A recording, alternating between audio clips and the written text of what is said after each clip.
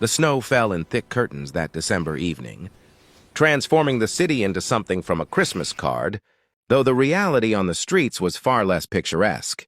The cold was biting, the kind that seeped through layers of clothing and settled into bones, making every breath visible in the frigid air. Matthew Harrison was walking toward his car after another late night at the office.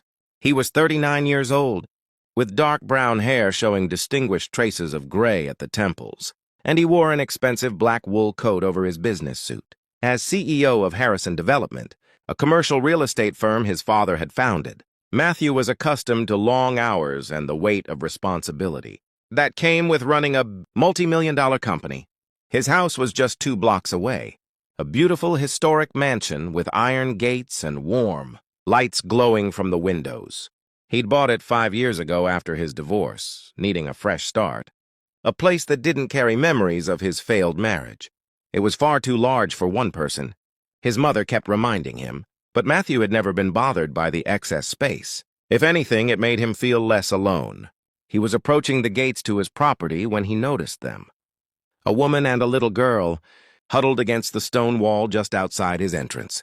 The woman had long blonde hair, disheveled and dusted with snow, and she wore what looked like inadequate clothing for this weather, a thin gray sweater over lighter clothes. The little girl, maybe 5 or 6 years old, had blonde hair in pigtails and wore a red velvet dress under a black coat that was far too thin for this cold. She clutched a teddy bear to her chest. Matthew's first instinct was to keep walking, to assume they'd move along eventually, that this wasn't his problem. The city had shelters. There were social services. He couldn't help every person in need. But then the little girl looked up at him, with eyes that were far too serious for her age, and she said in a voice barely above a whisper, "Sir, we haven't eaten since yesterday." Matthew stopped walking. He looked at the child, at her pale face and the way she shivered despite clearly trying to be brave. He looked at her mother, who was barely conscious, slumped against the wall, her lips tinged blue from the cold. "How long have you been out here?" Matthew asked, kneeling down so he was at the little girl's eye level. "I don't know. Since it got dark. Mommy got sick, and we had to leave our place because we couldn't pay. Mommy tried to find a shelter, but they were all full. And then she got more sick and couldn't walk anymore. So we stopped here where there was a wall to lean against." Matthew looked at the woman more closely and saw she was barely conscious, her breathing shallow and labored. This wasn't just cold. She was seriously ill. "What's your name?" Matthew asked the girl. Chloe Parker. "And this is my mommy, Sarah. Chloe, I live in this house right here. I'd like to bring you and your mommy inside where it's warm." "Is that okay?" Chloe's eyes widened. "Really? You'd let us in?" "I would. But we need to hurry because your mommy needs help right away. Can you walk or should I carry you?" "I can walk. But mommy can't." Matthew pulled out his phone and called 911, requesting an ambulance. Then he carefully lifted Sarah into his arms. She was frighteningly light, and her skin felt like ice. Chloe walked beside him, still clutching her teddy bear, as he carried them through his gates and up to his front door. The warmth of the house hit them immediately as Matthew entered. He had a housekeeper, Mrs. Chen, who looked up from the kitchen in shock as he came in carrying an unconscious woman, with a small child trailing behind. "Mrs. Chen, please get blankets and warm water. Not hot, warm. And call Dr. Morrison. Tell him I have a medical emergency and need him here immediately." Mrs. Chen, who'd worked for Matthew for 3 years and had learned not to question his decisions, immediately went into action. Matthew laid Sarah on the sofa in his living room, tucking blankets around her. Chloe stood nearby, looking terrified. "Is Mommy going to die?" she asked in a small voice. "No, sweetheart. We're going to take care of her. She's very sick, but help is coming. When's the last time you ate?" "Yesterday morning. We had cereal, but then the milk ran out and we didn't have money for more." Matthew felt something crack in his chest. This child had gone more than 24 hours without food and was worried about her mother instead of herself. "Mrs. Chen, can you please make some soup for Chloe? Something warm and gentle on her stomach." "Of course, Mr. Harrison." The ambulance arrived within 15 minutes, and the paramedics immediately began working on Sarah. Matthew explained the situation, how long she'd been outside, her condition when he found her. They determined she had pneumonia and severe hypothermia, and she needed to be hospitalized immediately. "What about the little girl?" one of the paramedics asked. Matthew looked at Chloe, who was finally eating soup but watching her mother with frightened eyes. "She'll stay with me. She's safe here." At the hospital, Matthew sat in the waiting room with Chloe while Sarah was admitted and treated. The little girl had fallen asleep against his side, her teddy bear still clutched in her arms. When a social worker approached, Matthew found himself being protective in a way that surprised him. "I'm keeping the child with me tonight," he said firmly. "Her mother needs to recover, and Chloe needs stability. She's been through enough trauma." The social worker looked skeptical. "Sir, we have protocols.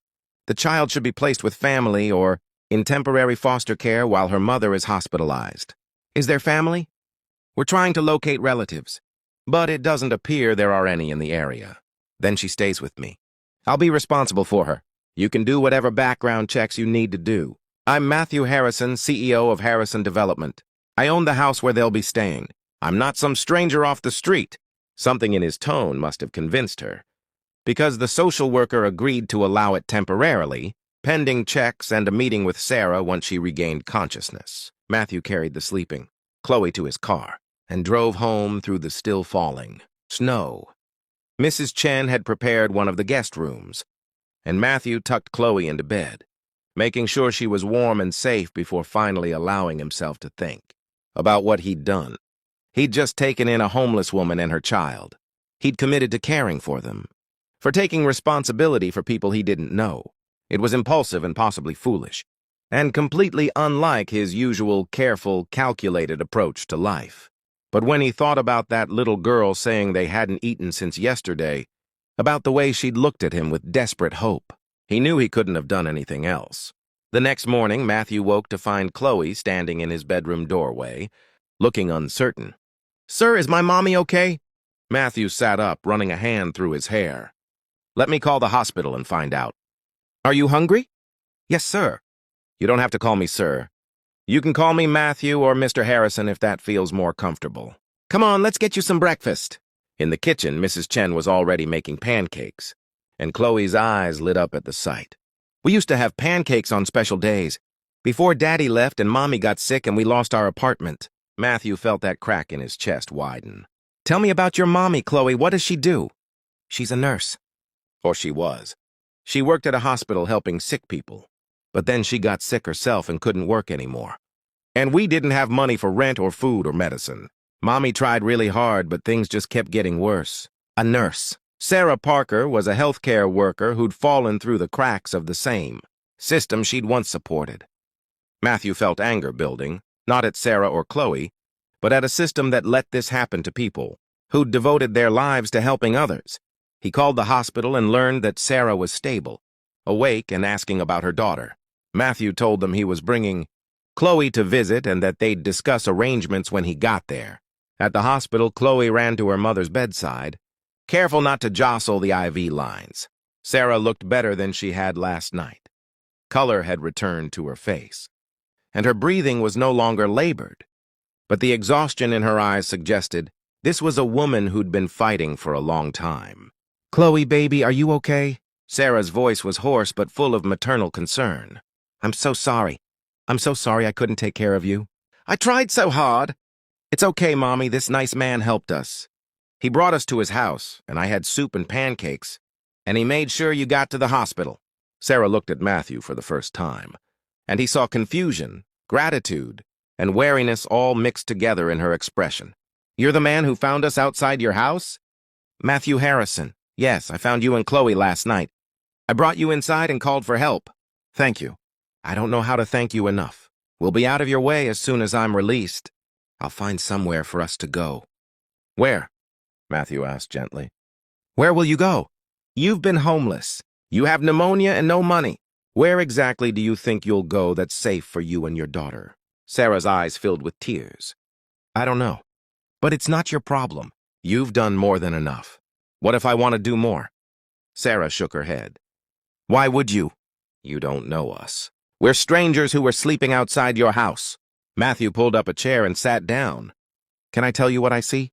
I see a woman who's clearly been fighting hard to provide for her daughter. a healthcare worker who gave to others until she had nothing left for herself. I see someone who's fallen through the cracks not because of poor choices, but because of circumstances beyond her control. And I see a little girl who's been far too brave for far too long. He leaned forward. I have a house that's far too big for one person. I have resources I've never known what to do with besides make more money. And last night, Chloe asked me for help, and I realized I've spent the last 5 years so focused on my company that I'd forgotten what it means to actually help people. So here's what I'm proposing. You and Chloe stay at my house while you recover.